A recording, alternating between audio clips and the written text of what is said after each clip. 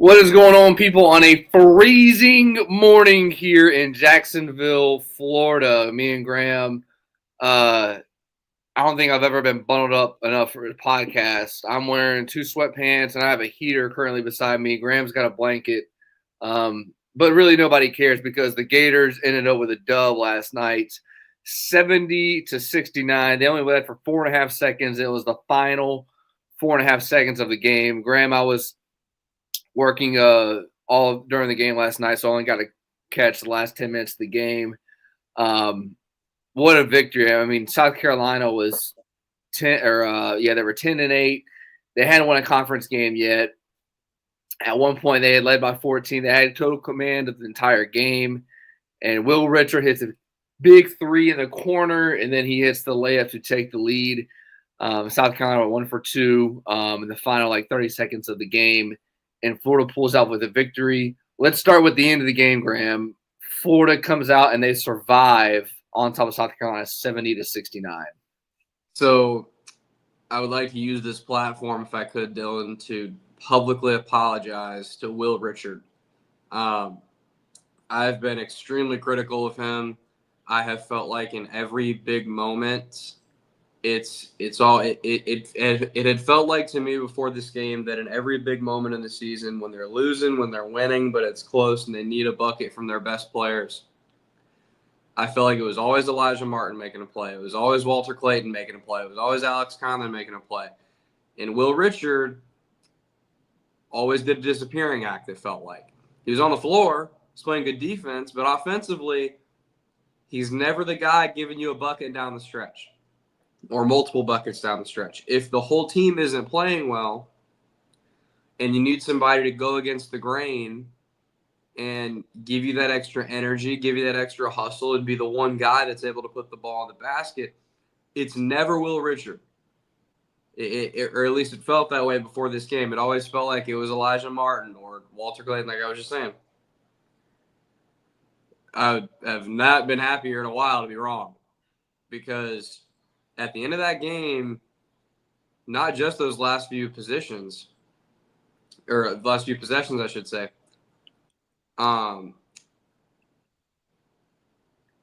he was the guy that was making the plays. It wasn't just the three and the last second shot. I mean, he was creating turnovers that he was getting, and if he didn't get a couple of those steals at the end of the game, they don't win.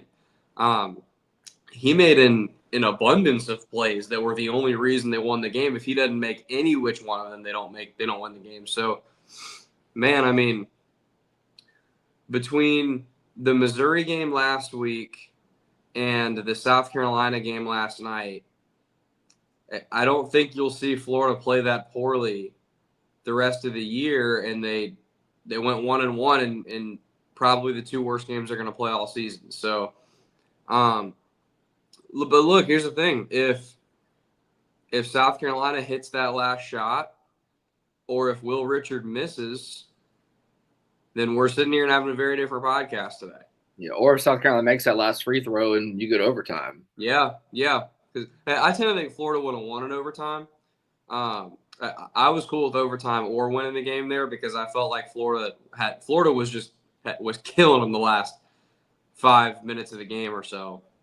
It was just the Gators had dug themselves into a deep hole already that was tough to climb out of, but they did it. I don't know, Dylan. It's weird because part of me, on one hand, Zach, to answer your question, when was the last time we looked that bad? About a week ago was the last time we looked that bad. They looked that bad against Missouri. They looked pretty terrible. But Missouri's a better team than South Carolina, to be fair. But the Missouri game was at home. I think they played worse than the Missouri game, to be honest, even though they were both bad. But it's weird, Dylan, because the Missouri game, I was like, no, they just played horrible. No excuses. They just played horrible, and they got to burn the tape and move on. With this game, they did not play well, but that's playing on the road in the SEC a little bit.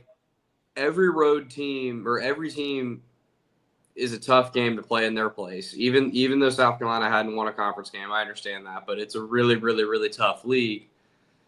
And it's just really hard to win. I mean, SEC football coaches say it all the time. It's hard to win in this league on the road. It truthfully really is in basketball.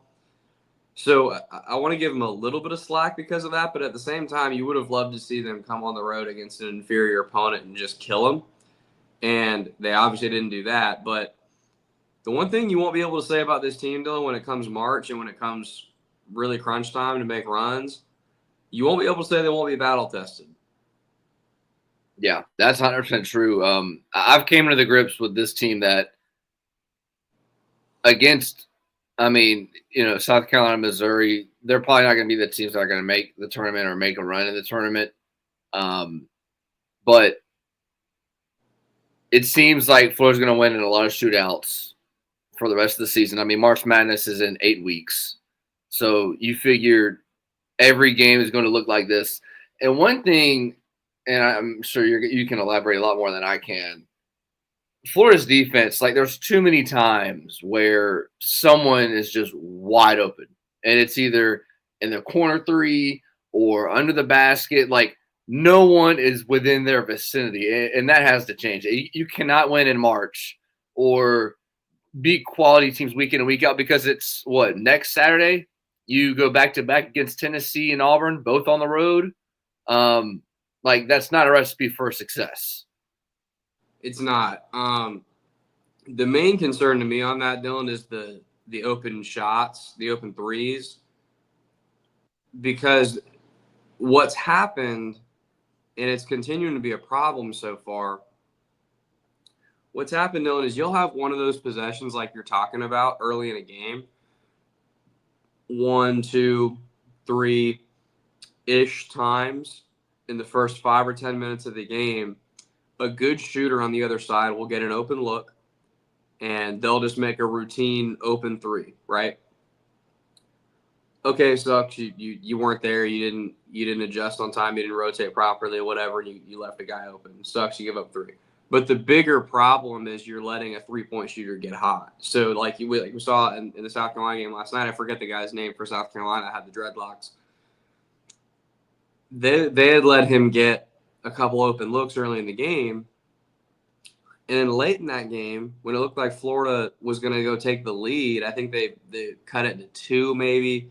And they needed to stop and to go back down and try to tie it or take the lead with 3 or 4 minutes left, something like that. I don't totally remember the exact situation, but South Carolina kid makes a step back bank 3. And it's like that's a result of earlier in the game when you let him get routine jump shots in the game and you let him get hot, right? We saw that with Kobe Brea against Kentucky. Kobe Brea is the best 3-point shooter probably in the entire country. And Florida gave him some open looks early in the game. And before you know it, he was not able to miss, right? We saw that last week in the Missouri game with their guy, Caleb Grill. Florida gave him like 2 open shots early, and before you know it, this guy thinks he's Steph Curry, and he's pulling up from the freaking logo and he's draining them. Like that. That's the problem is you're allowing good shooters on the opposite side of you to get into a good rhythm so that later in the game when you do make adjustments and you do play good defense, it doesn't matter because you let them get hot, and now they're making stupid shots. And that's a problem. I totally agree. You cannot – I mean – I don't know if this is going to come as a surprise to you, Dylan, but shooters get hot during March Madness. Happens every year. It might happen. It doesn't matter what the team is. If it's VCU who barely got in the tournament and Jay Billis is screaming at his mind that they shouldn't have been the 68 team getting in, or if it's Alabama, that's a top 5 team. It happens every year. Our man Tony was at the game. Tony, I saw your tweet. I was jealous of you getting to be there. It looked like a great crowd. They've got South Carolina's got a good crowd for sports, man. They really show up there.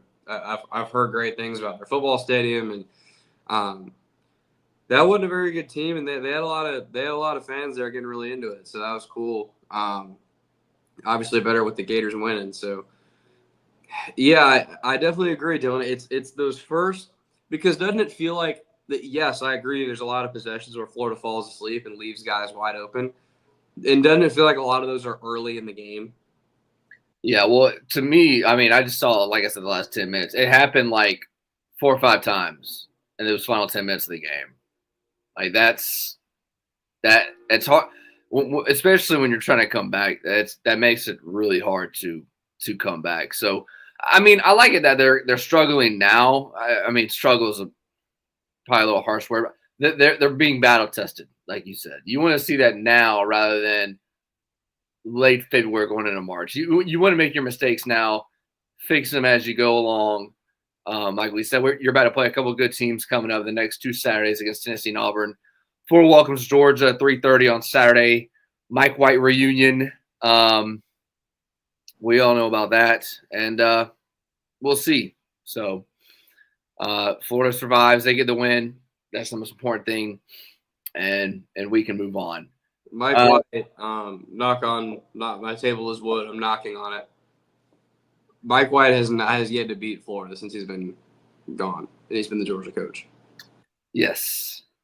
He's 0-4, I believe. 0-4 or 0-5. He might be 0-5 because they played in the SEC tournament last year and he lost too. So yeah. I think he's 0-5. All right, Graham. Let's move on to the sport that has gone to the wayside for this pod, the football team. It was announced the other day Zach Goodall wrote a piece. He's now covering the Florida Gators again. Shout out to him. Zach. Florida's unlikely, quote unquote, to hire an OC. This really comes to no surprise to anybody. I mean, we spoke to this. It's been a storyline going into last offseason. And for the ones that haven't heard us, I mean, when Billy Napier is in a position where he's been the offensive guy calling the shots, and this season really wasn't going his way before last season, I mean, it's not going to change. Because, I mean, last year you're on the hot seat and all this, and that, the third, and you're not going to now say, okay, my side of the ball and what I've done to get to Florida is call the offense. And then all of a sudden, when I know my ass is on the line, give one of the biggest responsibilities to somebody else. And now my job is in the hands of somebody else. I think that's really ultimately what it comes down to.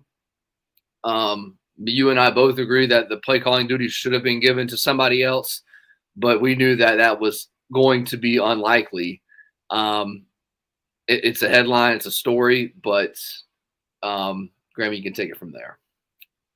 Well, I was going to say, you said it comes as a surprise to nobody. Well, it comes as a surprise. It's not a surprise to you and me, but I think it is a surprise to a lot of people that truly sold themselves the bill of goods that this was going to happen. Was it the bill of sold of goods, or do they just really, really want him to give it to somebody else? And they're just hoping. Yeah, sometimes you want something so bad, your mind plays tricks on you that it's actually going to happen when it's not. And if you listen to this show, Dylan and I have been consistent this entire time that it was not going to happen. I mean, we told you after the Florida State game we didn't think this was going to happen because I remember when we did that show after the Florida State game and we had our comments live and you and I were going through it, we got a ton of comments that were saying, man, this team is so good. Man, this team has so much future that, like, once they get an OC, they'll be cooking. Once they get an OC, they'll be cooking. And you and I had to keep shutting it down like, guys, they are not hiring an OC. You believe they should. I believe they should. A lot of people commenting believe they should, and that's fine. That doesn't change the fact that he ain't doing it. Because the reasons you just said, and because it's control is definitely part of it.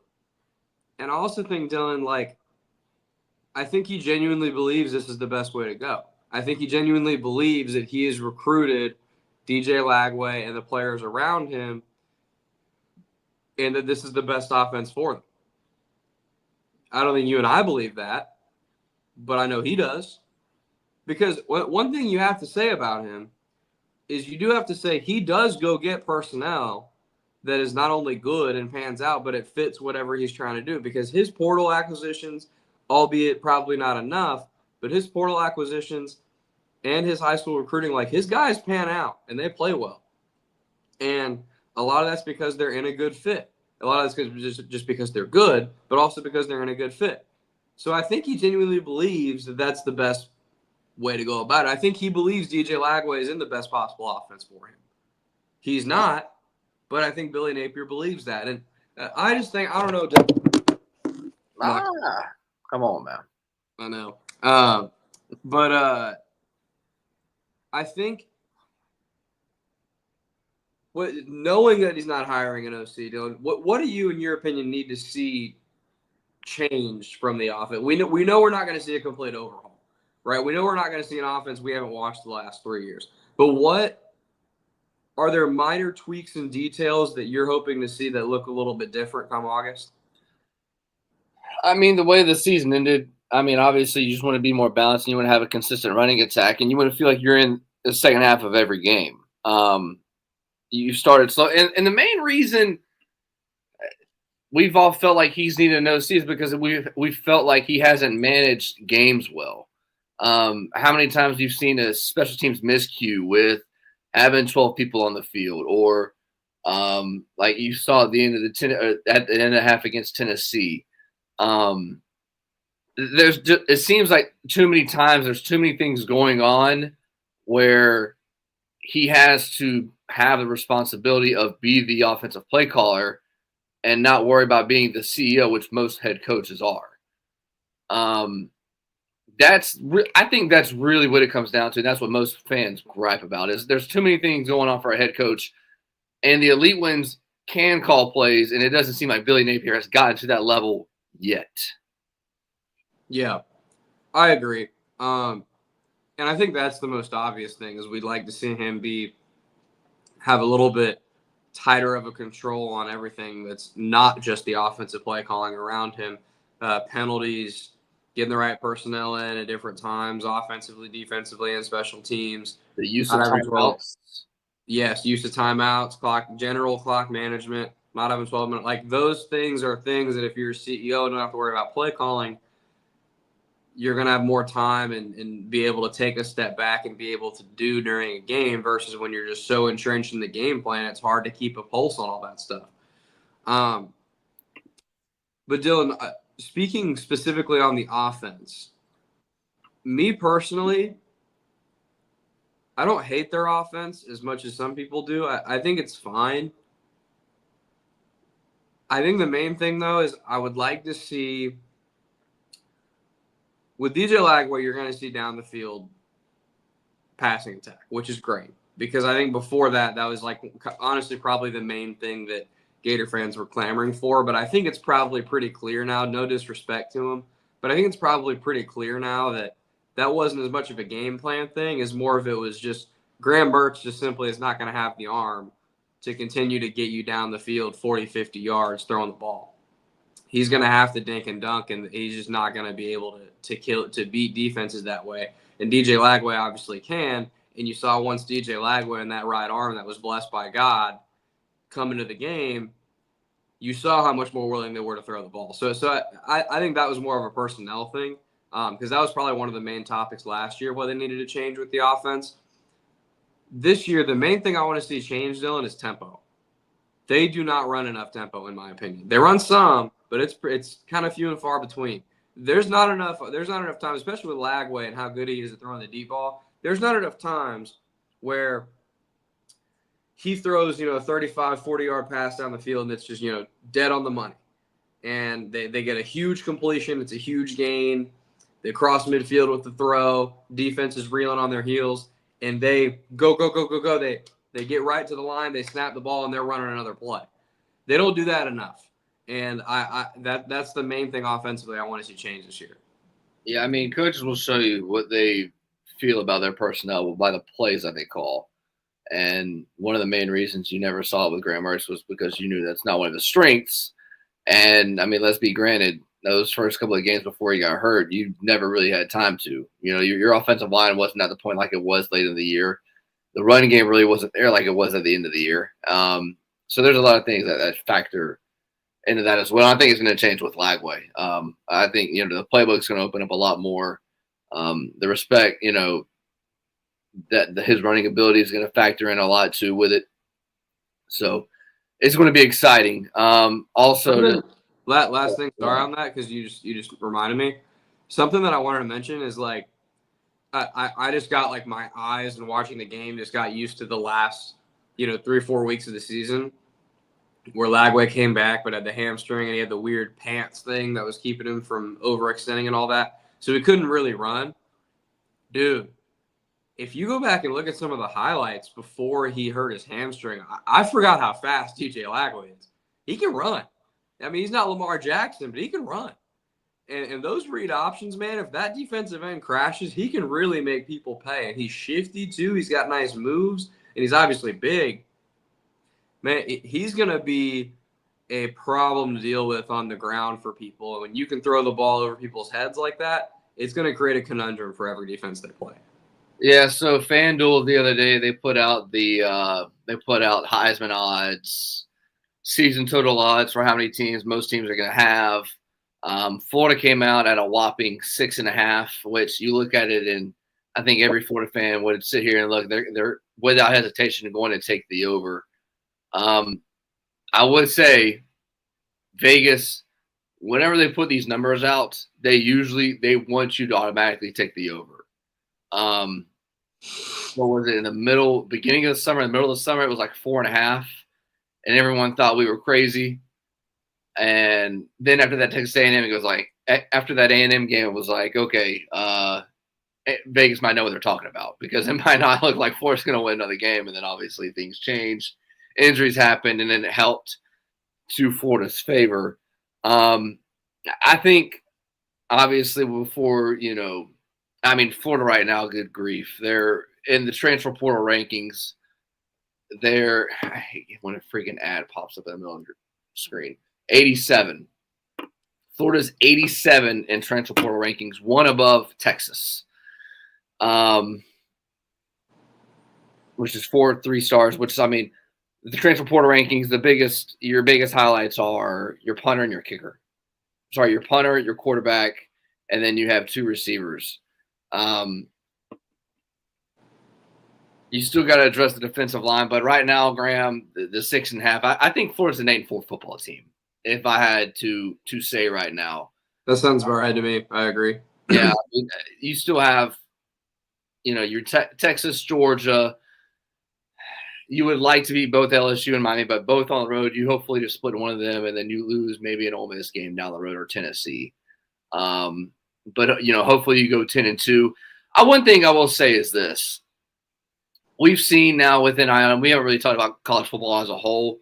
Now, since the national title game got over on Monday, the parity, although it's still the same teams at the top, you're having more of a discussion of like when you see like a lot of these people now are coming out with the too early top 25. You're seeing like you can have a debate for Florida being 8th or 18, like, and you can put any team in between those, like a Miami or an LSU. And there can be a serious debate as to what team could be in those 8 to 18. Yes, because we've talked about this before on the show. It's because, historically the backup freshman 5-star defensive tackle at Georgia, that's a great depth piece for them and can come in and make their line that much more dominant. That guy's now a starter at South Carolina, right? So because of the portal and because of NIL, but really more the portal in my opinion, because I think guys still want to go where they can play and where they can get in the NFL and getting a paycheck along the way is nice, but I think it's still more about that. The talent is just spread thinner across the board, right? Like these top couple of teams can't stack all the talent like they have been able to, like Saban did in his entire era at Alabama, and like Kirby did his early tenure in Georgia. He's not going to be able to do that so much anymore. I mean, look, man, Florida should have beaten Georgia last year. We talked about it. And is there any reason to believe that that game won't be even more competitive this season? I don't think so. I think if things go kind of how I expect them to, because I'm an emotional man and I bet with my heart and not my head, unfortunately, I'm going to pick Florida to win that game. So, but of course, that's probably going to be, if they were to somehow beat Georgia, and you pull off a huge upset, that's probably going to be paired with a head scratching loss to a not as good. Who am I thinking of? Who's a team they might lose to at home or something? Mississippi State. Yeah. Perfect example. That'll be paired with a head scratching loss to Mississippi State or something, which we kind of know how that works. So, and I agree. I think 8-4 hits it right on the nose for the Gators. But to the college football thing in general, Dylan, I agree with you. It's more spread out than it's been in a very, very long time. It's more intriguing than it's been in a very, very long time. I mean, I don't even know if I'd agree with your statement that the best teams are still the same teams at the top. I know Ohio State just won the national championship, but they played Notre Dame, who hadn't been there in 10 years. Yeah, but Notre Dame's consistently been a top 10 team most of the time. Right, but Notre Dame had been consistently a team that makes the playoff because they play nobody during the season, and then they run into an SEC buzzsaw and they can't do anything. Yeah, they beat Georgia, man. They beat Georgia, right? I mean, that wasn't by coincidence. 5-10 years ago, that same exact scenario, Notre Dame gets murdered by Georgia. Do they not? 100%. Well, Notre Dame, you could tell this year with Marcus Freeman, they're more physical and they have speed. It used to be, hey, here's Amari Cooper. There's nobody you can do to cover this guy.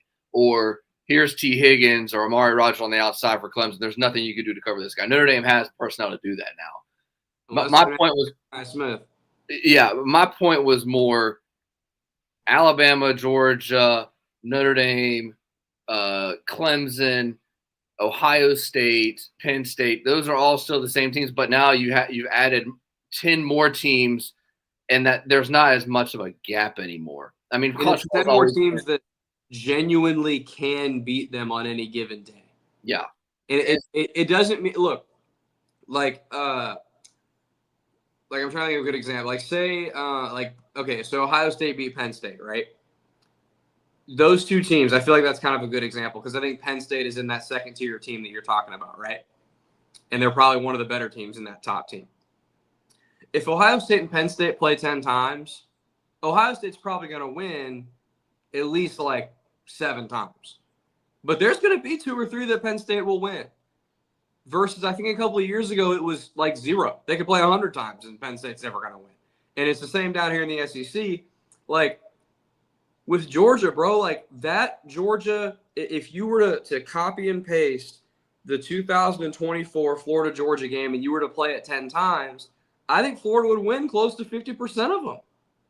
The way that game played out, the way the rest of both seasons played out, because Georgia – they had other games where they looked good, but to be honest with you, they kind of limped all the way to that Notre Dame game, and they never really impressed that hard, other than, I guess, when they played Texas, they looked pretty good. But besides that, man, these teams, and I know Nick Saban's gone from Alabama, but it's still Alabama, they struggled all year. Jalen Milroe wasn't the guy we thought he'd be. And he was, but not. It was against Georgia and LSU, but not against the teams they lost to. He had games where he looked like, Louisville Lamar Jackson. And then he had games where he looked like Florida Treyon Harris. It was like anybody's guess what you're going to get from Jalen Milroe that day. But I just think and it makes college football so much more fun to watch. And you and I love this sport regardless. The same team could win the Natty 5 years in a row, and you and I are still going to watch games every Saturday. That's who we are, and that's who I think a lot of people watching our show is. But doesn't it just make it so much more fun that you have a 12-team playoff going in, and you really, truly – Ohio State kind of developed into the buzzsaw we always thought they could maybe be. But at the beginning of the playoff, we didn't know that Ohio State team was going to come alive and the beast was going to be awakened. No. We genuinely started the 12-team playoff having no earthly clue who was going to win. And there was no overwhelming favorite. And that is awesome for the sport. Yeah, one thing we need to get into, because I'm about to roll out of here and do my day job. The NIL it's changed everything. And it's not like there's going to have any parameters anytime soon. The Big Ten has won the last 2 titles with Michigan and Ohio State, and they have the advantage over basically most of the teams in the South. I mean, you've seen Brian Kelly say he's going to take money out of his contract to match NIL. Same with Mike Norvell at Florida State. Alabama's AD's put out, hey, we thank y'all for giving us all the support and giving us money, but we still need money for NIL. You're not seeing that from any team in the Big Ten. It's because they have more of an alumni base. They have more people that go to their schools. And, I've seen, I forget who it was from Florida Victorious that put out like 200 plus people have signed up, been members or whatever. And it's like, yeah, it's great. But like those schools in the Big Ten, like Michigan, for example, when they got Underwood, that high school quarterback, they just needed 2 people that had $1 bazillion. And they were like, all right, what's your number? What's your price? All right, here's the check. Like, it's not going to come from you and me and Tony and, your random Bob on the street giving a couple $100. Hey, it could. You, me, and Tony could pull together a pretty nice NIL deal. Yes, we will put together dozens of dollars to get somebody. Mark and Marsh. However, that'll be a kick-ass deal, dude. You ain't getting DJ Lagway like that way. You're not getting the next great, running back or whatever. And that's what the sport is turning into. Like, it's not NIL. It's buying players. It's what's your price? It's free agency. Can we match it? Like Ashton Genty staying at Boise State and not taking that over $1 million at all those schools out west. Like, I guarantee you that's never going to happen again. Yeah. That's never going to happen again. That is a rare kid that loved the school, that loved the coach. And if it's 1 out of 100. Right. I'd say 1,000 because you have all these stupid agents that, are going to clamor for them to get the money so they can get a percent. But anyway, to go back to the point, NIL is changed everything. And, Florida and teams in the South are at a disadvantage right now. And the only team that has the advantage is Texas because they have that oil money and they're the team that's been consistently in the top 5, I think. So I know that's kind of been a general thought. You're not alone in your thinking there with kind of there being a trend away from the SEC and to some of these up north teams that might have a little more, that might have some alumni that's got more money in their pockets. I don't know if I totally agree, to be honest. I need a bigger sample size than 2 years. Like yes, these last 2 years have had no SEC team in the national championship. That's the first time it's happened in 20 years. I get that.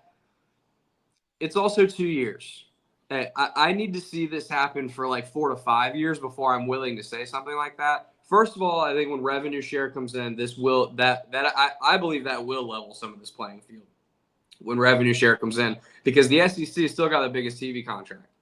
And secondly, the problem is, I think the problem with that logic is by that logic, wouldn't Texas A&M be the best team in the SEC? They got the most money, right? Yes. But they're not. It's part of it. I mean, it's like Ohio State is who they are, and they spent $20 million on their team. It's like, okay, this is an unfair fight. Like Texas A&M, they have the money, but they've never had the winning tradition to pull away. It's like these Big Ten teams that are usually good. They have it, and they have this money, and they're not struggling with money.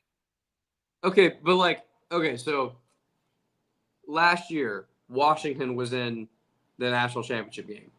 Does Washington have this like crazy wealthy booster base? Or do they just have a good team at the right time with the right quarterback and the right coach? No, I think that was a one-off. That was they caught lightning in a bottle last year. So I don't think I think we're running a little too quickly with, oh man, it was Ohio State that won it all. They spent $20 million in their roster, so that's where this is going. I think we're getting a little carried away. And I'm not talking about you. I'm talking about this in general. Yeah. Because I see people kind of saying that, and I don't totally disagree. It has changed things objectively. Objectively, Georgia and Alabama, the teams that have been able to stack rosters in the SEC and just have way better talent than everybody else across the board, and by the way, they're 2 and 3 deep, that has changed. I will totally give you that. It's definitely thinned out. I just don't know if I'm willing to take 2 years of a sample size and say that college football has completely changed. I'll say for the next 5 years, the Big Ten wins more titles than the SEC. For the next 5, so starting right now, or you Okay, get the 25 to 25, 26, 27, 28, 29. Those 5 Okay. years. I think the Big Ten will win more titles than the SEC. I'll bet you on that. I'll So disagree. you would take the SEC? Yeah, I would. I don't know what we're gonna bet, but Yeah, I mean this is we'll gonna like figure it disappear into the ether. Anybody watching next show, give us some ideas on what we can bet. Something that in 5 years would still hold up as a bet. A Bitcoin. Yeah. Bitcoin. All right, Graham. Decent little pod. That's all right. I give you a B plus. Oh. Yeah, you were cold this morning, so Dude, and I was freezing. My toes are freezing. So I know. all right. We'll give y'all a show next week. We appreciate all y'all hopping in. Until then, peace.